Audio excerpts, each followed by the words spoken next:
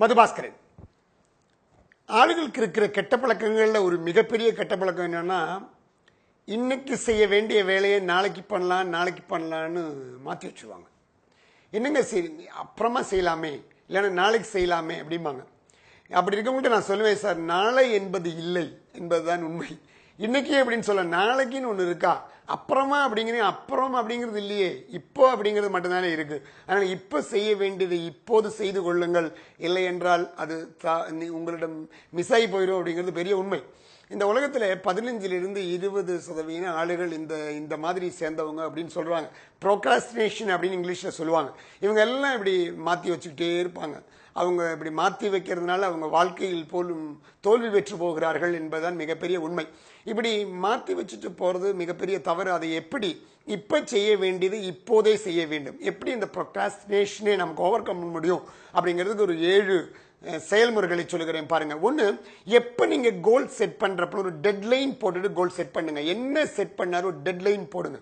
Deadline அப்படிங்கிறது ஒரு தேதியை வச்சுட்டு நம்ம செய்யணும் அப்படிங்கிறோம். ஃபார் எக்ஸாம்பிள், எனக்கு ஒரு கம்பெனி இருக்குன்னு வச்சுக்கோங்க. இந்த கம்பெனி 5 வருடத்தில் 50 கோடி ரூபாய் டேர்ன் ஓவர் உண்டாக வேண்டும் அப்படின்னு அவர் கோல் செட் பண்ணியிருக்கேன்னா, அது 50 கோடி டேர்ன் ஓவர்னு மட்டும் சொல்லக்கூடாது, 5 வருடத்தில் 50 கோடி அப்படின்னு சொல்லணும். இந்த 5 வருடம் என்பது ஒரு டெட்லைன். அப்ப 5 வருஷத்துக்குள்ள போகணும் அப்படிங்கிறது ஒரு கரெக்ட்னஸ் வரும். இனி அப்படி செட் பண்ணப்பட்டு போவது எல்லா கோலுக்கும் 2 தரமான கோல் இருக்கும். ஒன்று long term goal, 2 short term goal அப்படிம்பாங்க. லாங் டேர்ம் கோல்னா அந்த பாருங்க, 5 வருஷம், 5 வருஷத்துக்கு 50 கோடி அப்படின்னு சொல்லிட்டோம். இது என்ன ஒரு பிரச்சனைன்னா, 5 வருஷத்துக்குள்ள தானே 50 கோடி, இனி 5 வருஷம் இருக்குல்ல அப்படின்னு ரிலாக்ஸ் பண்ணிடுவாங்க.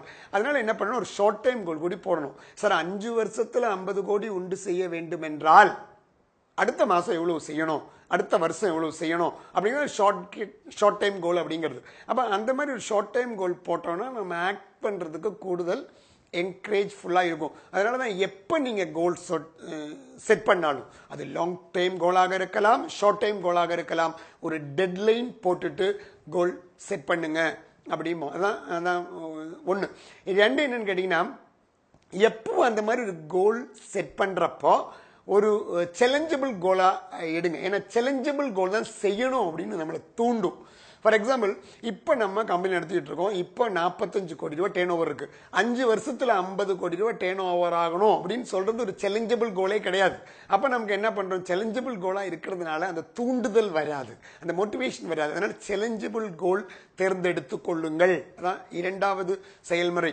3வது என்னன்னா, டெய்லி என்ன செய்யறோமோ அதுதான் மந்த்லி வரும், மந்த்லி என்ன பண்றோமோ அதான் இயர்லி வரும். அதனால டெய்லி ஆக்டிவிட்டி லிஸ்ட் போடுங்க.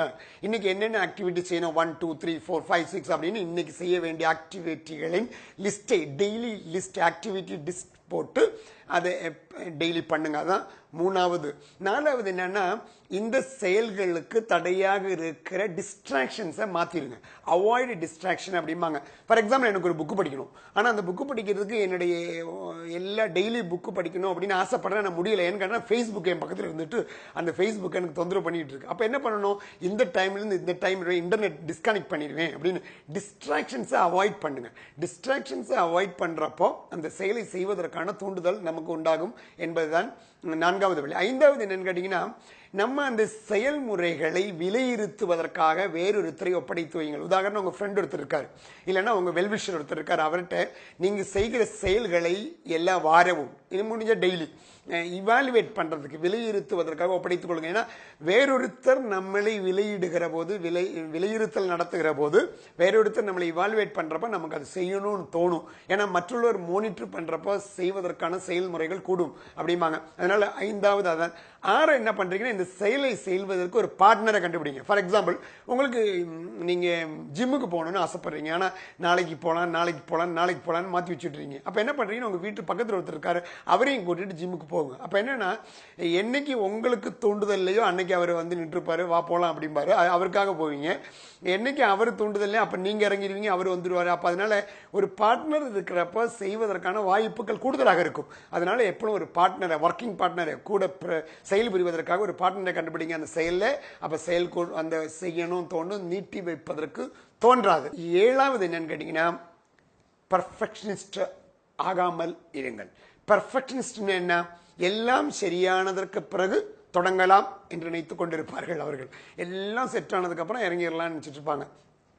நம்ம ரொம்ப சொல்லி நம்ம போட்டு வச்சுட்டு ஒரு ஆள் கடலோரமாக உட்காந்துருக்காரு. என்னங்க போட்டை இறக்க மாட்டேங்கிறீங்க அப்படின்னு கேட்டால் அவர் என்ன சொல்கிறாருன்னா, அந்த திரைமாலைகள்லாம் அப்படியே அடிச்சிட்டு இருக்கு, அந்த திரைகள் எல்லாம் ஒதுங்கியதற்கு பிறகு போட்டை இறக்கிடலாம் அப்படின்னு இருக்கேன் அப்படிங்கிறாங்க. இந்த மாதிரி நம்ம நாட்டு ஆளுங்க ஏயா ஒர்க் பண்ணாமல் இருக்கேன்னா, எனக்கு கொஞ்சம் பொருளாதார பிரச்சனைகள் இருக்கிறது, அது தீர்ந்ததற்கு பிறகு நான் கொன்று இழுத்துருவேன் அப்படிம்பாங்க. இவன் ஏன் செய்ய மாட்டேங்கிறான், இவன் எல்லாம் சரியானதுக்கு பிறகு செய்யலாம் என்று காற்றுக்கொண்டு இருக்கிறான். அது மிகப்பெரிய தவறு. எல்லாம் சரியானதுக்கு அப்புறம் ஒன்றும் பண்ண முடியாது. அதனால சரியாவது தப்ப தொடங்கிடுங்க, அப்ப எல்லாம் சரியாயிரும். எல்லாம் சரியானதுக்கு பிறகு எல்லாம் தொடங்க வேண்டியது, நீங்கள் தொடங்குகிற போது எல்லாம் சரியாகிவிடும் என்பதுதான் உண்மை. அந்த 7 விஷயத்தை செய்யுங்கள். 1, கோல் செட் செய்கிற போது டெட்லைன் தீர்மானித்துக் கொள்ளுங்கள். 2, கோல் செட் செய்கிற போது ஒரு உங்களை சேலஞ்ச் பண்ற மாதிரி ஒரு கோலை வச்சுக்கோங்க. 3, டெய்லி என்ன செய்ய வேண்டும், ஒரு ஆக்டிவிட்டி லிஸ்ட் உண்டு செய்யுங்கள். 4, டிஸ்ட்ராக்ஷன், அது தடையாக இருப்பதை மாற்றிக்கொள்ளுங்கள். டிஸ்ட்ராக்ஷன் என்ன இருக்கோ அதை அவாய்ட் த டிஸ்ட்ராக்ஷன் அப்படிம்பாங்க, அதை செய்து கொள்ளுங்கள். 5, நீங்களுடைய செயல்முறைகளை விலையிருத்துவதற்காக, மதிப்பீடு செய்வதற்காக ஒருத்தரை உங்க பக்கத்தில் ஃப்ரெண்டோ இல்லைங்க வெல்விஷரையோ ஒப்படைத்துக் கொள்ளுங்கள். அவர்கள் மானிட்டர் பண்றப்ப நீங்க செய்வதற்கான தூண்டுதல் கூட இருக்கும். 6, ஒரு பார்ட்னர், செய்வதற்கான ஒரு பார்ட்னரை வச்சுக்கோங்க. அந்த பார்ட்னர் ஒர்க் பண்றப்போ உங்களுக்கு அந்த ஆக்ட் பண்றதுக்கான கூடுதல் வரும். 7, பர்ஃபெக்ஷனிஸ்ட் ஆகாமல் இருங்கள். பர்ஃபெக்ஷனிஸ்ட் ஆக முயற்சி செய்கிற போது உங்களால் ஒன்றும் தொடங்க முடியாது. தொடங்கிக் கொள்ளுங்கள், அப்போது எல்லாம் பெர்ஃபெக்ட் ஆகிவிடும். இந்த 7 காரியங்களை செய்யுங்கள். நீட்டி வைப்பதை உங்களால் நீட்டி வைக்க முடியும். பர்ஃபெக்ஷனிஸ்ட் ஆகாமல் செய்து தொடங்குங்கள், எல்லாம் பெர்ஃபெக்ஷன் ஆக வேண்டும் என்று சொல்லிக்கொண்டு, இந்த வீடியோ உங்களுக்கு வாழ்க்கையில் குணமாக தோன்றினால் மற்றவர்களுக்கு பகிர்ந்து கொள்ளுங்கள். இந்த சேனலை சப்ஸ்கிரைப் பண்ணிக் கொள்ளுங்கள் என்று வேண்டிக் கொள்கிறேன். அடுத்த வாரம் புதிய விஷயமாய் நமக்கு பார்க்கலாம். தேங்க்யூ.